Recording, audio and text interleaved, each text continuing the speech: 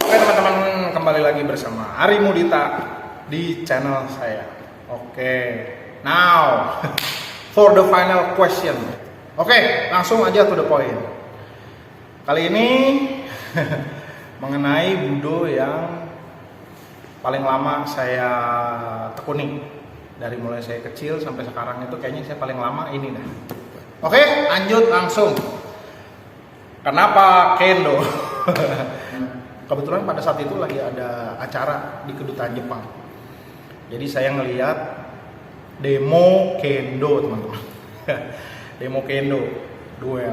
Saya ngelihat, ini mirip Star Wars karena kan pakai kayak armor kayak gini, teman-teman, pakai bogu gitu kan. Saya kan nggak tahu waktu itu kan, itu waktu saya SMP. Dan waktu itu saya berpikir someday gue mau belajar itu. Jadi saya dulu bermimpi suatu saat saya akan belajar itu dan guru saya tuh orang Jepang. Dan akhirnya kesampaian, teman-teman, alhamdulillah. Jadi pada saat saya kuliah, ini misteri sih, tapi ya ini kenyataan gitu. Waktu kuliah terakhir itu semester terakhir tuh saya mulai nganggur gitu kan. Akhirnya cuma bisa bantu-bantu teman aja di UKM gitu. Dulu saya aktif di UKM USB juga, namanya Unit Seni Budaya di Trisakti. Dan kebetulan saya ketemu sama senior saya namanya Mas Yanuar. Itu, halo Mas, masih ingat gua Mas. Jadi kebetulan Mas Yanuar ini dulu bikin koreografi untuk perayaan 12 Mei di Trisakti. Bikin koreografi. Nah, tiba-tiba hari Minggu kita ngumpul, abis latihan, beliau itu buru-buru balik. Gue nanya, Mas mau kemana lu? Gitu. Terus dia bilang sama saya, gue mau latihan kendo. Itu saya langsung di kepala saya, kendo gitu. Gue boleh ikut nggak gitu? Kapan-kapan gitu mau latihan lagi? Oh boleh, nggak apa-apa deh, kita janjian aja di dekat Bintaro kok tempatnya. Oke kalau gitu. Nah jadilah waktu itu tahun 2001 ya.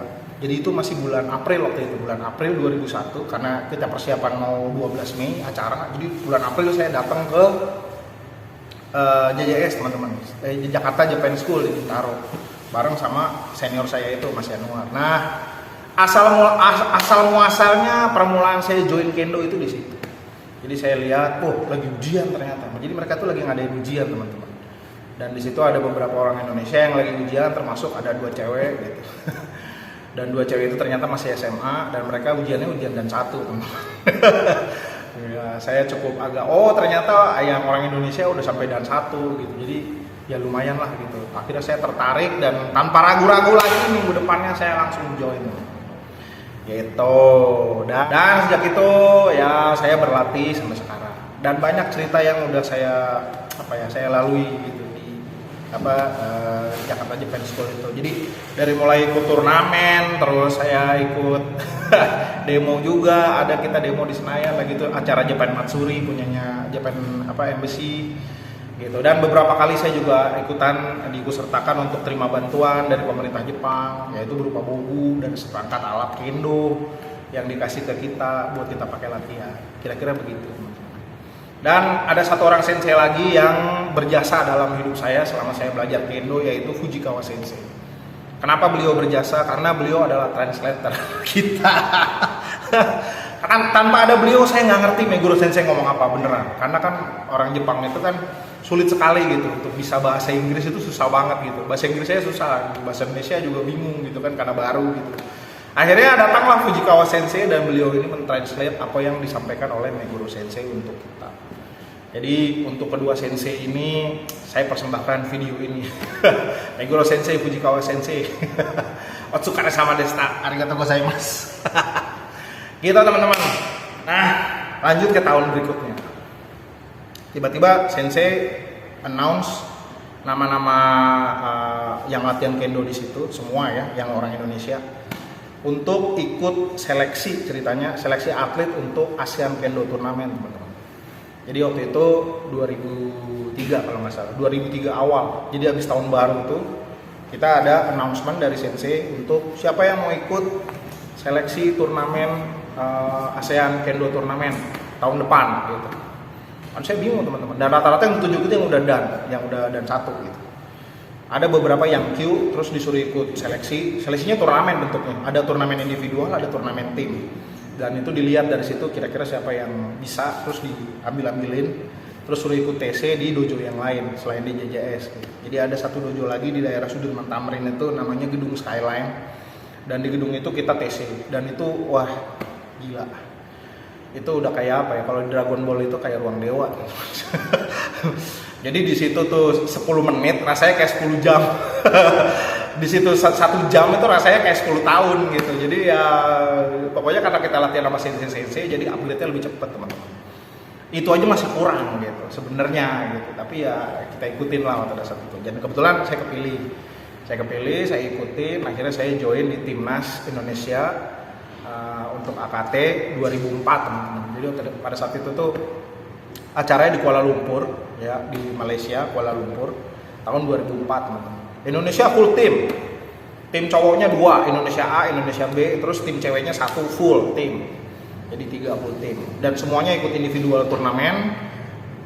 Terus yang tim turnamennya cowoknya ada 2, ceweknya ada 1 gitu. Dan berita bagusnya adalah tim Indonesia untuk ASEAN Kendo Turnamen 2004 itu menang semua. Jadi everybody get the medal, semuanya dapat medali. Walaupun tidak juara 1 ya teman-teman ya. Kayak saya joinnya akhirnya digabunginnya ke tim Indonesia A. Sedangkan tim yang bagus-bagusnya, yang top-topnya, top gun Indonesia itu masuknya di tim Indonesia B gitu. Dan yang Indonesia B masuk ke final, sedangkan yang tim saya itu masuk ke semifinal, dan kita dapat semua gitu. Jadi Indonesia A-nya dapat juara 3, Indonesia B-nya dapat juara 2, terus juara satunya Thailand, tim terkuat teman-teman gitu. Itu memang zaman itu Thailand itu sama sensei Jepang itu tekniknya 11-12 kalau kita masih jauh, kita menang nyali teman-teman, sama gila. Sedikit edan gitu, persiapan sedikit tapi yang penting sikat aja, pokoknya sikat gitu. Dan kebetulan kalau saya lihat sih tim Indonesia itu lumayan young gitu, muda-muda. Kalau dari negara lain kayak Malaysia, Singapura tuh udah mulai pada uzur umurnya gitu. Kalah muda lah sama kita, jadi kita lebih menang spirit sih sebenarnya gitu. Itu yang saya lihat. Dan dari skill juga lumayan, nggak jelek-jelek amat gitu, bagus. Apalagi yang cewek-cewek itu skillnya bagus gitu. Kalau yang kita ya karena dimotivasi, ada beberapa sensei datang jadi wasit tuh, disemangatin lah gitu. Ayo kalian bisa menang. Akhirnya kita bisa menang walaupun juara 2 dan juara 3 gitu. Bangga untuk Indonesia deh, pokoknya pada saat itu seru banget. Saya ada kok videonya, boleh dicek deh. Tapi timnas cewek, jadi saya bikin reunian gitu, boleh dilihat di video saya yang lain gitu. Oke. Terus saya pernah ikut lagi turnamen internasional itu, waktu itu perayaan 50 tahun anniversary Indonesia Jepang. Jadi kedutaan Jepang bikin turnamen Asia Pasifik. Jadi kalau nggak salah itu ada beberapa negara dari Asia Pasifik yang pada join, jadi kayak Taiwan, terus Hong Kong. Waktu itu Hong Kong masih negara berdiri sendiri gitu. Dari Hong Kong, dari Taiwan, ASEAN, negara ASEAN semuanya ikut. Yang ada kendonya, ada Brunei, ada Sultan Brunei ngomong-ngomong. Dan kebetulan ketemu sama saya harus lawan Sultan Brunei, teman-teman. Pusing. Adiknya Sultan Brunei yang bontot. Aduh, itu juga PR, itu seru tapi. Jadi di turnamen itu campur. Jadi tim turnamen tapi di mix timnya. Jadi ada orang Jepangnya, ada orang Indonesianya, dan ada orang juga dari negara lain dicampur gitu. Nah kebetulan di tim saya itu 2 orang Indonesia, yang 3 ini orang Jepang gitu. Jadi orang Indonesianya itu saya sama teman saya namanya Rianto, Teguh Rianto gitu. Jadi waktu itu orang Indonesia cuma kita berdua, dan selebihnya itu sensei Jepang. Jadi berlima, satu tim itu berlima. Dan kita dapat juara 3. Lumayan lah punya medali gitu. Nanti mungkin di akhir video saya kasih lihat beberapa medali yang saya dapat dari turnamen nasional. Turnamen nasional saya dapat 2 kali, juara 3, juara 2 itu tim turnamen semua. Terus yang tim turnamen di Malaysia AKT dapat 1, sama yang Indonesia 50th anniversary Indonesia Jepang itu saya dapat 1. Jadi cuma punya 4. Kalau teman-teman saya yang lain mau punya banyak, kalau saya cuma punya 4 aja cukup. Karena saya jarang ikut turnamen teman-teman. Gitu. Jadi itu kenapa? Jadi sejarahnya memang panjang. Terus dari kendo juga saya sempat dapat kesempatan untuk ketemu sama kendoka dari pasukan bela diri angkatan laut teman-teman. Jadi waktu itu ada kapal perang angkatan laut tuh datang ke Tanjung Priok, dan mereka itu latihan kendonya di tempat kita. Mampir ke dojo ceritanya. Itu seru banget. Duel kendo sama tentara itu seru banget. Beda jauh. Kita ketemu sensei-sensei aja, gila, kita mah nggak seberapa gitu. Ini ketemu tentara lebih edan lagi, teman-teman, kendonya lebih gila lagi gitu. Saya aja sampai bingung, gimana nih latihan. Tapi kebetulan di situ saya dapat banyak pengalaman gitu. Banyak masukan juga, ternyata begini. Kalau untuk militer tuh kendonya sadis. Pokoknya untuk angkatan bersenjata sama polisi itu kendonya jago-jago. Kalau mau lihat di YouTube channel yang lain tuh turnamen-turnamen kendo, polisi, tentara, gila. Belum lagi yang pengawal kaisar, gila lagi kendonya jago-jago gitu. Dan di situ saya lebih terbuka lagi, ternyata saya belum apa-apa. Udah punya beberapa medali tapi nggak ada artinya, teman-teman. Gitu ceritanya, yaitu salah satu pengalaman saya yang luar biasa lah ceritanya. Oke, langsung ya kita masuk ke manfaatnya.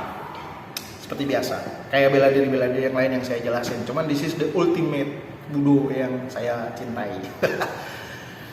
Manfaat yang pertama, kendo itu mengajari saya memperkuat mental. Kenapa? Karena latihan kendo itu kayak maraton. Capeknya nggak udah. Serius, lu kira pakai begini enak gitu ya?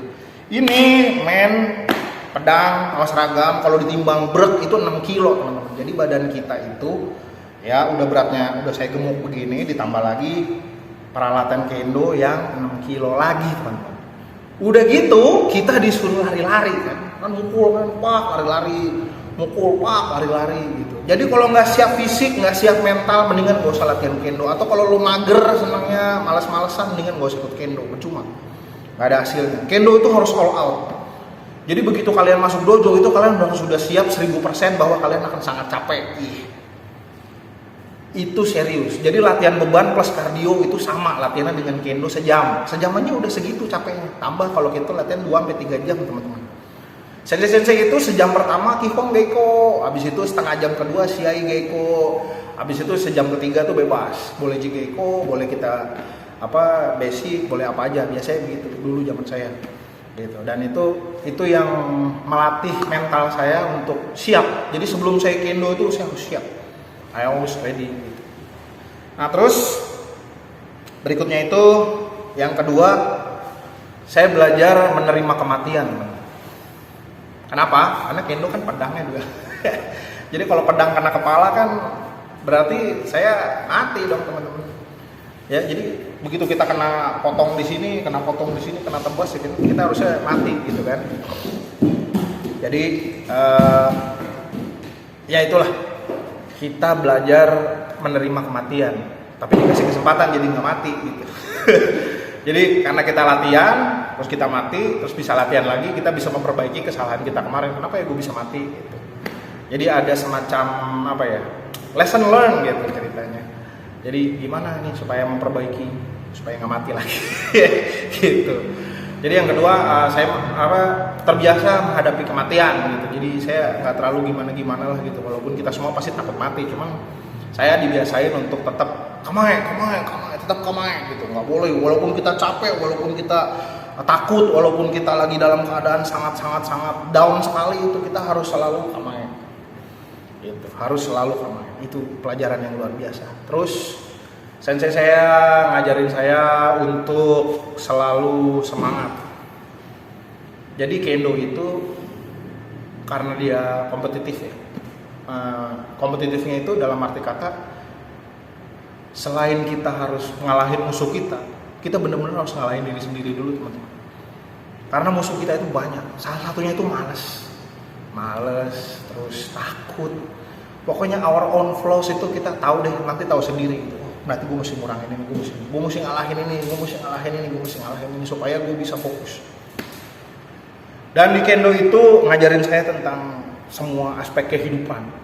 Jadi ada salah satu sensei itu dulu ngomong ke saya, "Ari, why you look so sad?" I said, "No sensei, I don't feel sad." "No, I feel your worry," katanya. Saya merasakan kamu tuh khawatir akan sesuatu. "Why? Kenapa?" Gitu. "Kamu kan kendo." Gitu. Terus beliau menjelaskan, pada saat kamu merasa down, kamu latihan kendo. nanti hidup kamu jadi lebih baik, kendo kamu juga jadi lebih baik. Itu dalam banget. Tapi saya coba. Pada saat saya lagi down gitu, saya latihan kendo lagi. Ya benar, kendo saya tuh sedikit improve.